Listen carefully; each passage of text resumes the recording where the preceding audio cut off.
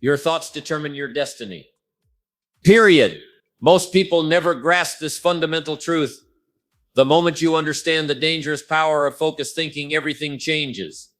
Have you ever noticed the people who achieve extraordinary results think differently than everyone else? They don't just think more positively.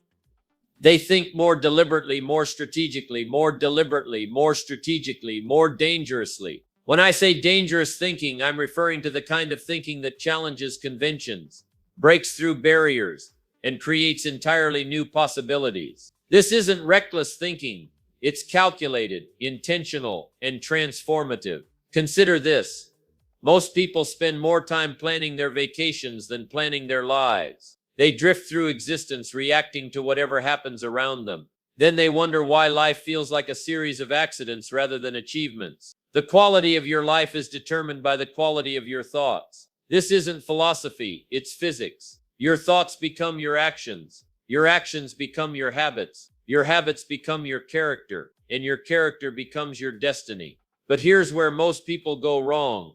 They confuse overthinking with strategic thinking. Overthinking paralyzes you. Strategic thinking propels you. Overthinking cycles through the same thoughts without resolution. Strategic thinking moves purposefully towards solutions. Overthinking consumes energy. Strategic thinking creates energy. I learned this distinction through hard experience. Years ago, I found myself stuck in a pattern of overthinking that kept me exactly where I was. Frustrated, unfulfilled, and far below my potential. My mind had become a prison rather than a power source. Then I met a mentor who asked me a question that changed everything. Are you thinking about your problems, or are you thinking about solutions? Such a simple question, but it cut through years of mental fog. That's when I realized I'd been using my mind to justify my circumstances rather than to change them. I'd been thinking about why things couldn't work instead of how they could. This small shift from problem-focused thinking to solution-focused thinking created an immediate transformation in my results. Within 6 months, my income doubled. Within a year, my entire life had changed. Not because my circumstances changed first, but because my thinking changed first. Your circumstances follow your thinking with the precision of mathematics. Change your thinking and your life must change. It has no choice. The responsibility for your thinking belongs entirely to you, no one else. Not your parents, not your boss, not the economy, not the government, just you. This responsibility terrifies most people. They'd rather blame external factors for their results than accept that their own thinking created those results. But for those who embrace this responsibility, it becomes the source of tremendous power. When you own your thinking, you own your results. What thoughts have you been allowing to dominate your mind? What messages do you repeat to yourself daily? These aren't casual questions, they're the most important questions you could possibly ask yourself. Because whatever thoughts you allow to take root will eventually bear fruit. That's not philosophy, that's farming. A farmer doesn't plant corn and expect to harvest wheat. He understands the relationship between seed and harvest. Yet somehow we expect to plant thoughts of limitation and harvest abundance. It doesn't work that way. Your mind is the most fertile soil on earth. Whatever seeds you plant will grow. Plant doubts, and you'll harvest uncertainty. Plant excuses, and you'll harvest limitations. Plant disciplined thinking, and you'll harvest extraordinary results. Most people underestimate how significantly their thinking impacts their results. They believe their thinking is just a reaction to their circumstances. But the opposite is true. Their circumstances are a reaction to their thinking. The dangerous thinker understands this relationship and leverages it deliberately. Let me tell you about someone I know. We'll call him Robert. For years, Robert struggled financially. He worked hard, sometimes holding 2 or 3 jobs, but could never get ahead. When I met him, he was constantly complaining about the economy, his employer, and the system. One day I challenged him. What if the problem isn't out there? What if it's in here? I pointed to his head. He didn't like that question. Most people don't. It's easier to blame external factors than to examine our internal dialogue. But to his credit, Robert decided to try an experiment. For 30 days, he committed to completely changing his thinking patterns. Instead of focusing on what he couldn't control, he focused exclusively on what he could control. Instead of complaining about problems, he dedicated his mental energy to creating solutions.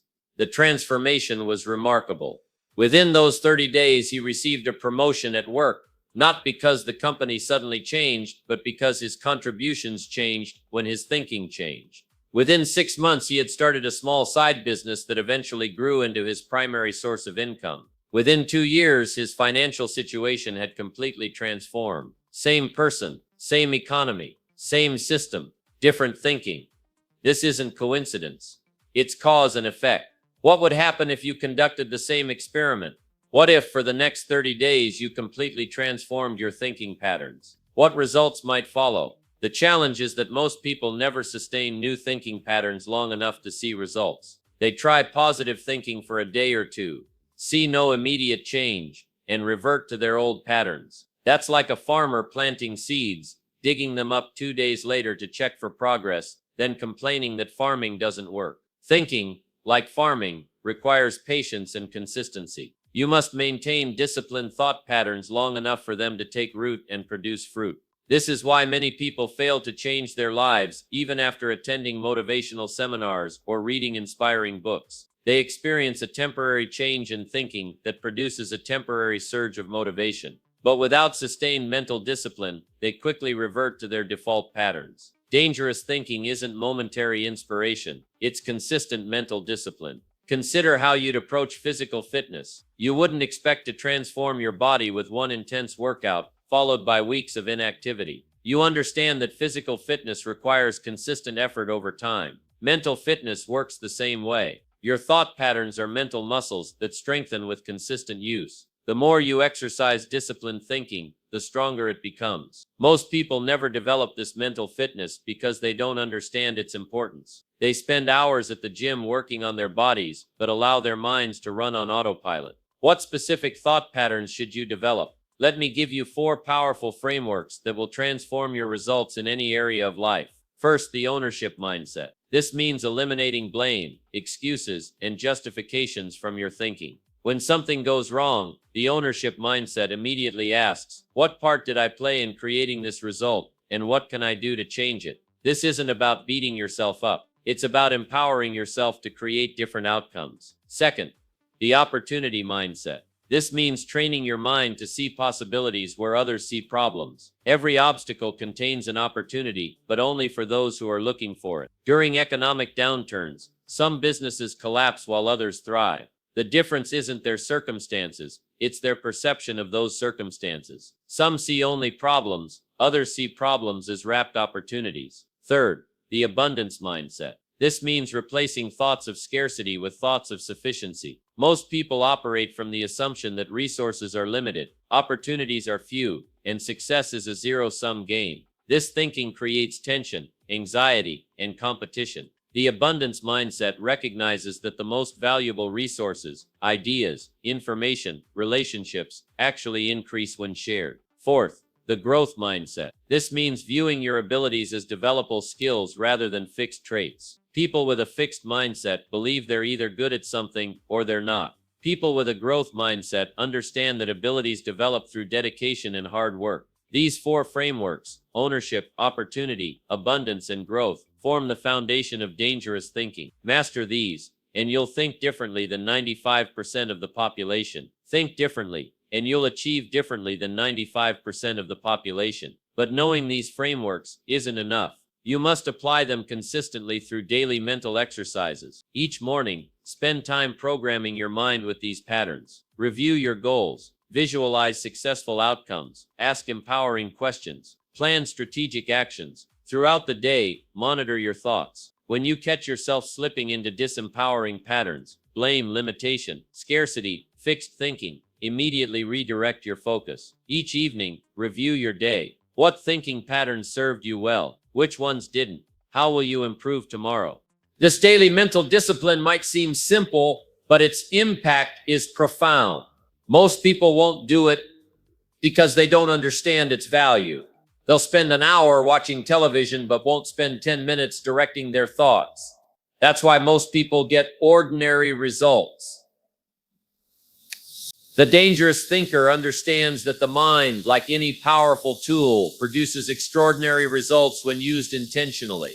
Consider the focused power of sunlight. Scattered sunlight barely warms your skin.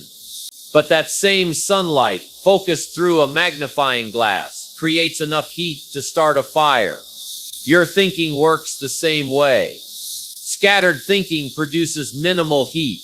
Focused thinking ignites possibility. The most successful people I've ever met share this common trait. They direct their thinking with intention. They don't allow random influences to program their minds. They don't consume negative news first thing in the morning. They don't surround themselves with complainers and critics. They guard their mental environment as carefully as they guard their physical health. Why? Because they understand that their thinking creates their life. What influences are programming your thinking? What books do you read? What conversations do you have? What environments do you frequent? These aren't casual choices. They're life-determining decisions that most people make unconsciously. The dangerous thinker makes these choices deliberately, understanding their profound impact. I'm not suggesting you isolate yourself from reality or ignore legitimate challenges. I'm suggesting you approach those challenges with disciplined thinking that leads to solutions rather than stagnation. Problems don't disappear when you think better, but your ability to solve them expands dramatically. Let me give you a personal example. Years ago, I faced financial difficulties that seemed insurmountable. I had significant debt, limited income, and growing expenses. The situation looked hopeless. My initial thinking pattern was predictable. Worry, stress, blame, and self-pity. These thoughts created feelings of helplessness that prevented effective action.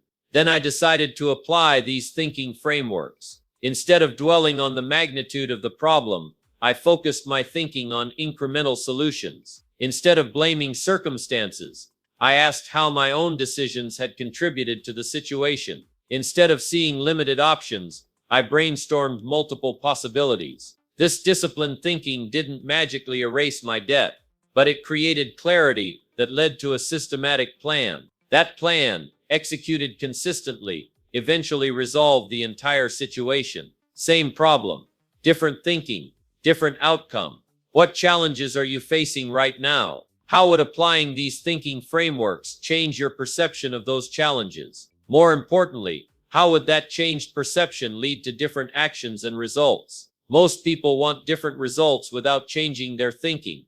That's like wanting to travel west while driving east. The direction of your thinking determines the destination of your life. Have you ever noticed that some people face tremendous adversity yet emerge stronger, while others are derailed by minor setbacks? The difference isn't their circumstances. It's their interpretation of those circumstances, their thinking. Viktor Frankl, who survived Nazi concentration camps, observed that the prisoners who maintained control of their thoughts often survived, while those who surrendered their thinking to their conditions frequently perished. Everything can be taken from a man but one thing, he wrote. The last of the human freedoms to choose one's attitude in any given set of circumstances. That's the ultimate power of deliberate thinking. Even in the most extreme conditions, your thoughts remain yours to direct. Most people never exercise this freedom. They allow conditions to determine their thinking, which then determines their actions and results. They live reactively rather than creatively. The dangerous thinker lives differently. They understand that while they can't control every circumstance, they maintain absolute control over their interpretation of and response to those circumstances. This isn't positive thinking that ignores reality. It's strategic thinking that transforms reality. When you master the power of deliberate thinking, you develop an internal guidance system that keeps you on course regardless of external conditions. You become less reactive to circumstances and more responsive to opportunities. You see possibilities that remain invisible to others. This clarity of thought creates confidence, not the artificial confidence that comes from motivational hype, but the authentic confidence that comes from knowing you can think your way through any situation. Think about the people you admire most. I guarantee they've developed this capacity for deliberate strategic thinking. They don't just work harder than others, they think better than others. They understand that when you think too much about obstacles, you become paralyzed. But when you think strategically about opportunities, you become dangerous to mediocrity, dangerous to limitation, dangerous to the status quo. What thinking will you choose? Will you continue allowing random influences to program your mind? Or will you take control of the most powerful force available to you, your thoughts? The quality of your future depends on the quality of your answer. The path of deliberate thinking isn't always easy. It requires constant vigilance against negative influences and persistent reinforcement of empowering patterns. But its rewards are beyond calculation. When you change your thinking, everything changes. Not metaphorically, literally. Your perceptions shift, your emotions transform, your actions realign, and inevitably, your results revolutionize. This isn't philosophy. It's physics. It's cause and effect. It's the most practical principle you'll ever apply. So let me ask you directly, what thinking patterns have been creating your current results? And more importantly, what thinking patterns will you install to create your future results? Your answer matters more than you realize. Because when you think deliberately, when you think strategically, when you think dangerously, you become unstoppable. Your thinking creates your reality. Choose wisely. Have you ever noticed how life tends to unfold in patterns? Just when you think you've got everything figured out, a new challenge emerges, testing your resolve and pushing you beyond what you thought possible. Think back to a moment when you faced something that seemed insurmountable. Remember that feeling in your gut, that mixture of fear and uncertainty. Yet somehow you found a way through. That's not coincidence. That's the rhythm of personal growth. What separates those who merely survive challenges from those who truly thrive through them? The answer lies not in avoiding difficulty, but in how we perceive and respond to it. Consider the concept of adaptive resilience. This isn't just bouncing back from hardship, it's bouncing forward. When we encounter obstacles, our brains physically rewire, creating new neural pathways that prepare us for future challenges. The discomfort you feel when pushing your boundaries, that's not a warning sign. It's growth happening in real time.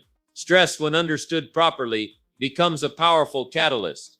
Research shows that individuals who view stress as enhancing rather than debilitating perform better under pressure and experience fewer negative health effects. The next time your heart races before a major presentation or decision, try telling yourself, this response is preparing me to meet this challenge. But what about those patterns that hold us back? The recurring conflicts in relationships, the self-sabotage just as success appears within reach. These patterns stem from what psychologists call our operating system, the unconscious programming formed during our earliest years. We develop beliefs about ourselves and the world that drive our behaviors decades later, often without our awareness. Take Anna, for example. She consistently found herself in relationships where she felt undervalued. Despite changing partners, the pattern persisted. Through reflection, she discovered a childhood belief that she had to earn love through achievement and accommodation. Once identified, she could begin rewiring this fundamental assumption. This brings us to perhaps the most transformative insight about patterns. Once recognized, they can be altered. The brain's neuroplasticity, its ability to form new connections, remains active throughout our lives. Start by becoming an observer of your own behavior. When you notice a pattern, ask yourself, what belief might be driving this? When did I first learn this? Does it serve me now? The questioning itself begins the rewiring process. Now let's talk about those moments when life seems to push us to our breaking point. What if these aren't random misfortunes but invitations to transformation? Ancient wisdom traditions across cultures share a common understanding. True growth often requires a form of symbolic death and rebirth. The hero's journey, as described by Joseph Campbell, includes the ordeal, a phase where the protagonist faces their greatest fear and emerges fundamentally changed. Your life follows this same archetypal pattern. The job loss that forces you to reassess your true calling. The health scare that reorders your priorities. The relationship ending that reveals your own worth. These crucibles burn away what's non-essential and reveal what truly matters. When facing such moments, try asking, what might this challenge be preparing me for? What would be possible if I allowed this experience to transform me rather than defeat me? The most resilient among us practice what psychologists call tragic optimism, the ability to remain hopeful and find meaning despite suffering and loss. This isn't about denying pain or forcing positivity. Rather, it's recognizing that meaning can coexist with and even emerge from our most difficult experiences. Viktor Frankl, who survived Nazi concentration camps, noted that those who found purpose amid suffering were most likely to survive. Those who have a why to live can bear almost any how, he wrote. What gives your life meaning? What values would you stand for even when everything else is stripped away? Answering these questions builds psychological bedrock that supports you through any storm. Let's consider another pattern: the way we respond to uncertainty. Our brains evolved to crave predictability. Ambiguity triggers our threat response. Yet modern life constantly presents us with complexity and change. Rather than resisting this fundamental reality, we can develop comfort with the unknown. Start small, take a different route home. Have a conversation with someone whose views differ from yours. Delay judgment when your first reaction is criticism. These practices build what researchers call the uncertainty muscle, allowing us to stay grounded even when outcomes remain unclear. Remember, too, that challenges rarely exist in isolation. We're embedded in relationships, communities, and systems that shape our experiences and responses. The Vietnamese Buddhist teacher Thich Nhat Hanh used the term interbeing to describe this interconnectedness, the reality that nothing exists separately from everything else. What patterns might change if you viewed your challenges through this lens? How might your approach shift if you recognize that your growth affects those around you and theirs affects you? Ask yourself, who else is involved in this situation? What support might be available that I haven't considered? How might addressing this challenge benefit others beyond myself? This perspective transforms personal difficulties into opportunities for collective growth. The wisdom gained through your struggles becomes a gift you offer others facing similar challenges. Consider also the pattern of cycles in nature, how winter's dormancy precedes spring's renewal, how forest fires clear deadwood for new growth. Your life follows similar rhythms. Periods of intense productivity naturally give way to times of rest and integration. Creativity flows, then ebbs, then flows again. Fighting these natural cycles depletes energy and diminishes results. Working with them enhances both well-being and effectiveness. Notice where you are in your own cycles. Are you in a phase of expansion or contraction, of output or input, of doing or being? Honor each phase as necessary and temporary. The fallow period isn't failure, it's preparation for what comes next. Now, what about those persistent challenges that seem resistant to all efforts? The anxiety that won't fully resolve, the relationship dynamic that improves but never transforms, the goal that remains just beyond reach despite years of work. Sometimes the greatest growth comes not from solving these challenges, but from changing our relationship to them. This is the essence of acceptance, not resignation or defeat, but a profound recognition of what is, creating space for new possibilities. Paradoxically, accepting limitations often reveals unexpected pathways forward. The writer who accepts their fear of rejection finds creative courage. The parent who accepts their child's different path discovers deeper connection. The individual with chronic illness who accepts their condition often experiences improved quality of life. Ask yourself, what have I been resisting that might transform if I fully accepted it? What energy might be freed if I stopped fighting this reality? This acceptance practice reveals another pattern: our tendency to create suffering through attachment to specific outcomes. When we define success narrowly, we miss the valuable lessons and unexpected opportunities that emerge along the way. Consider reframing success as growth rather than achievement. What if the measure of your life became how fully you engage with experience rather than how perfectly you control results? This shift doesn't diminish ambition. It grounds it in reality and opens you to possibilities beyond your original vision. There's also wisdom in recognizing that challenges often come not to obstruct us, but to protect us from paths that don't serve our highest good. The promotion you didn't receive that would have pulled you from your true purpose. The relationship that didn't work out that would have compromised your values. The opportunity that vanished that would have depleted rather than fulfilled you. When doors close, ask, what might this be making space for? What path might now be clearer? Throughout history, individuals who made the greatest contributions often faced the greatest adversity. Their breakthrough moments came not despite their challenges, but because of them. The unique perspective gained through difficulty became their gift to the world. What perspective has your unique path given you? What insight or understanding do you now possess that you couldn't have gained any other way? This points to perhaps the most profound pattern of all, our capacity to transform suffering into meaning and service. What breaks your heart may reveal your purpose. What challenges you most directly may show where you're meant to contribute. Ask what calls to you most strongly. What problem do you feel compelled to address? What healing do you feel drawn to facilitate? The answer often lies at the intersection of your deepest wound and your greatest strength. Remember that transformation is rarely linear or comfortable. The caterpillar doesn't gradually sprout wings.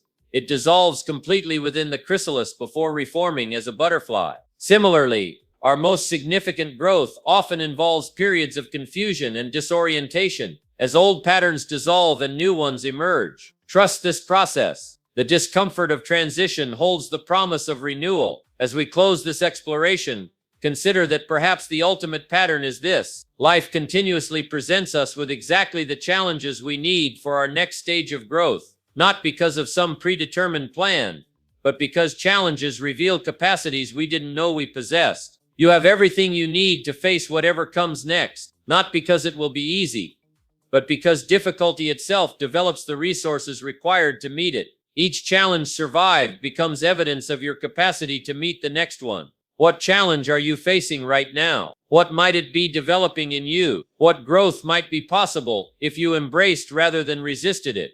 The answers to these questions won't come from external sources, but from your own lived experience. The most profound teacher of all. What patterns will you recognize today? What challenges will you transform into catalysts? What meaning will you create from the raw material of your life? The choice, as always, belongs to you. The choices you make daily shape your life far more than those rare, dramatic decisions we often fixate on. Think about it. What truly determines the course of your life? That promotion you've been chasing? Or perhaps it's the accumulated impact of how you spend those first 30 minutes after waking each morning. Transformation doesn't happen in grand, sweeping moments. It emerges from sustained practice, from the small actions repeated with intention and consistency. This is where the concept of daily disciplines becomes essential, not as rigid restrictions, but as intentional practices that align with your deepest values and most meaningful goals. What one thing, if done consistently over the next year, would fundamentally change your trajectory? The answer reveals what deserves your focused attention. Consider Michael, a struggling writer who couldn't seem to complete his novel despite genuine talent and ambition. His breakthrough came not from finding more time or inspiration, but from establishing an unbreakable commitment. 300 words every morning, without exception, before opening email or beginning any other task. Within 11 months, his manuscript was complete.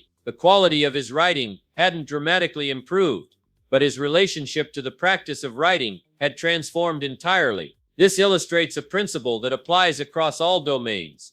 Consistency trumps intensity. The person who exercises moderately 4 times weekly for years achieves far better health outcomes than someone who undertakes extreme fitness programs sporadically. The investor who regularly contributes modest amounts dramatically outperforms the one who makes occasional large investments, trying to time the market. The question becomes, what prevents us from maintaining these beneficial practices despite understanding their value? Our brains evolved to prioritize immediate rewards over delayed benefits. This created what psychologists call the intention-action gap, the space between what we plan to do and what we actually do when the moment arrives. Bridging this gap requires understanding how habit formation actually works. Contrary to popular belief, willpower isn't the primary factor in establishing lasting habits. Research shows willpower functions more like a muscle that fatigues with use, rather than a stable character trait. Relying solely on willpower inevitably leads to failure when we face stress, fatigue, or competing priorities. Instead, sustainable disciplines emerge from designing environments that reduce friction for desired behaviors and increase friction for unwanted ones. The person who sleeps in workout clothes and places running shoes by the bed removes barriers to morning exercise. The one who prepares healthy meals in advance creates an environment where nutritious choices become the path of least resistance. What environment modifications would make your most important disciplines nearly automatic? Another crucial insight: identity drives behavior far more powerfully than rules or goals. When a practice becomes part of how you define yourself, I'm a runner rather than I should run, consistency follows naturally. You're no longer fighting against yourself, but simply expressing who you are. Ask yourself, who would I need to become to achieve my most important objectives? What would that person do daily? Then begin acting as if you already are that person. Neuroscience confirms that behavior change often precedes identity change, not the other way around. By consistently acting in alignment with your aspirational identity, you gradually become that person. Consider Elise, who struggled with chronic procrastination throughout college and early career. Rather than focusing on productivity techniques, she shifted her self-concept. I am someone who does difficult things first. This identity statement, paired with a simple morning practice of tackling her most challenging task before anything else, transformed her effectiveness. Within months, colleagues began seeing her as unusually productive, and more importantly, she began seeing herself that way too. The disciplines that produce extraordinary results share several key characteristics worth examining. First, they focus on process rather than outcomes. Outcomes remain largely outside our control, influenced by countless variables beyond our influence. Processes, the daily actions we take, remain entirely within our control regardless of circumstances. When we shift our attention from results to consistent action, paradoxically, the results often improve dramatically. Second, effective disciplines incorporate measurement and feedback. The principle that what gets measured improves has been validated across domains. But measurement must focus on leading indicators, actions taken, rather than lagging indicators, results achieved. Tracking daily writing sessions proves more motivative than tracking pages completed. Monitoring workout consistency outperforms tracking weight loss. What specific metrics would help you maintain focus on your most important processes? Third, transformative disciplines start small, often surprisingly small. The most common error in establishing new practices is beginning with unsustainable intensity. Research shows that tiny, even seemingly insignificant actions, when performed consistently, create powerful momentum through what psychologists call the success spiral. Each small win builds identity and motivation for the next action. James began his meditation practice with just 1 minute daily. This minimal commitment eliminated all resistance and excuse making. Within weeks, the practice naturally expanded as his capacity and interest grew. 2 years later, his consistent 25-minute morning meditation became the foundation of his emotional regulation and clarity.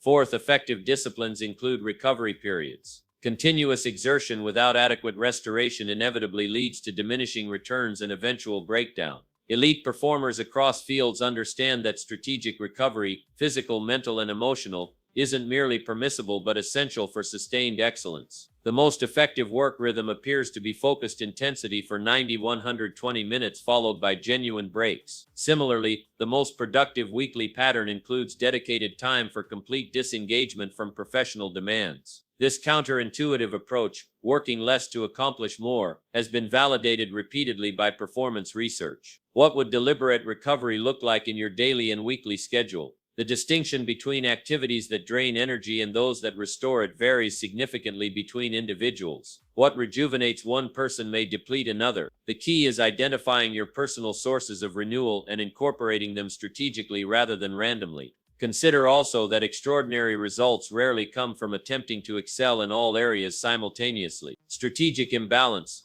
periods of intensified focus in specific domains, often precedes breakthrough achievement. This requires the discipline of saying no to good opportunities that would dilute focus from the essential few. Warren Buffett's well-known prioritization exercise illustrates this principle perfectly. He suggests listing your top 25 goals, circling the 5 most important, and then avoiding the remaining 20 at all costs until the crucial 5 are achieved. The discipline of exclusion, determining what not to do, often determines success more than additional effort on too many fronts. What non-essential activities or commitments could you eliminate to create space for your most important work? Another overlooked aspect of daily discipline involves managing internal states rather than external activities. The practice of directing attention and regulating emotional responses may constitute the most foundational discipline of all. Research in neuroplasticity confirms that attention acts as a powerful tool for brain modification. Whatever we repeatedly focus on literally reshapes neural pathways, strengthening certain connections while allowing others to weaken. This suggests that attention management rather than time management may be the critical skill for extraordinary achievement. Consider establishing a brief daily reflection practice focused on 3 questions. What went well today? What could improve tomorrow? What am I grateful for? This simple routine, requiring just minutes, has been shown to significantly enhance psychological well-being and performance over time. The management of energy, physical, emotional, mental, and spiritual, similarly merits deliberate practice. Energy, unlike time, can be systematically expanded and renewed. The disciplines that protect and enhance your energy reserves may contribute more to long-term achievement than any specific productive activity. Alexandra, an attorney known for unusual productivity without burnout, credits her sustainable performance to non-negotiable energy management practices: 8 hours of sleep nightly, intensive exercise 3 mornings weekly, a plant-centered diet, and 10 minutes of midday meditation. These fundamentals, she notes, make everything else possible. What energy management disciplines would most enhance your capacity for sustained excellence? The incorporation of these practices into daily life requires understanding how habit formation actually works at the neurological level. A habit consists of 3 components: a cue that triggers behavior, the routine itself, and the reward that reinforces the pattern. By deliberately managing these elements, we can establish almost any beneficial practice. The most effective cue for a new discipline is attaching it to an existing habit, what researchers call habit stacking. The statement, "After I pour my morning coffee, I will write down 3 priorities for the day," leverages an established routine to trigger a new one.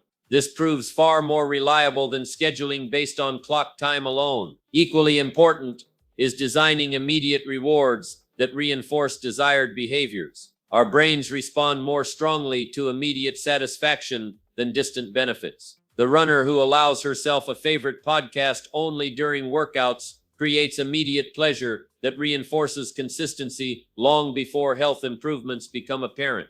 What might serve as effective cues and rewards for your most important discipline? Another insight: while some disciplines produce linear results, consistent small improvements over time, others demonstrate exponential impact once a certain threshold is reached. These keystone habits catalyze positive changes across multiple life domains simultaneously. Regular exercise represents perhaps the most powerful keystone habit, consistently correlating with improved nutrition, productivity, sleep quality, and emotional regulation, even when those areas aren't directly targeted.